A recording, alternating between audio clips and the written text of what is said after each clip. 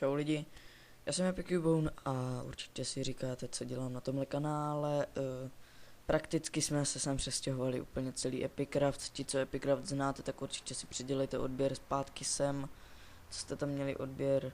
Jinak ti, co odběr neměli, tak sem dejte taky odběr. A tohle je prostě jenom taková informačka o tom, že jsme se přestěhovali na tento channel a budem teďka dávat více videí, lepší videa s lepší kvalitou a vůbec tak nějak nebudou tam nějaký, nevím, kraviny jako minulé, že třeba ty skoky do vody a takový, prostě čistě let's play, ale ještě jsem chtěl, vlogy budou taky občas, možná určitě, aspoň teda ode mě, nevím jak od Happyxa Rugálkem.